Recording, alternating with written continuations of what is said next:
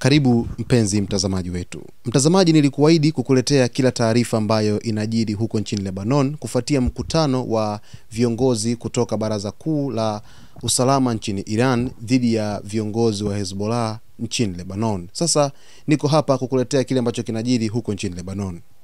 ambapo katibu wa Baraza la Usalama wa Taifa la Iran, Ali Larijani, amesema kuwa Iran na mataifa mengine yanashiriki katika ujenzi upya wa Lebanon, huku akisisitiza kuwa Hezbollah ni harakati imara isiyohitaji msaada wa silaha kutoka popote.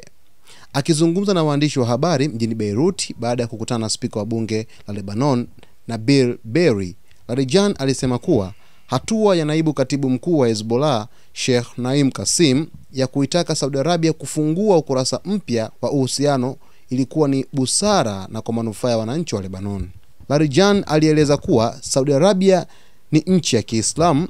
ya kindugu na akasisitiza umuhimu wa mshikamano wa ulimwengu wa Kiislamu mbele ya adui wa pamoja. Kuhusu madai ya Marekani kuwa Irani inawapatia Hezbollah silaha, Larijani alikanusha akisema Hezbollah ni imara vya kutosha na haina haja ya kutegemea silaha kutoka nje.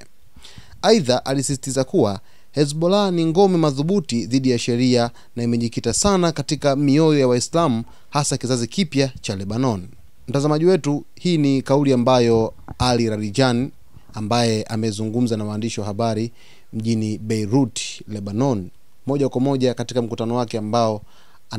anaendelea kufanya hivi sasa akiwa na viongozi wa Hezbollah nchini Lebanon, ambapo anazungumzia na kuweza kujibu zile shutuma ambazo Marekani ilizitoa kwa taifa la Iran kwamba inatoa silaha katika kundi hili la wapiganaji lililopo nchini Lebanon, ambapo pia amesema kwamba Hezbollah ni harakati ambayo inajitegemea na ina silaha za kutosha, haina haja ya kuweza kuomba silaha kutoka katika taifa la Iran. Mtazamaji wetu, kuna mengi utakwenda kuyajua, lakini nikusihi tu uwe karibu nasi muda wote kwa kusubscribe channel yetu, kulike video zetu, kucomment pamoja na kushare.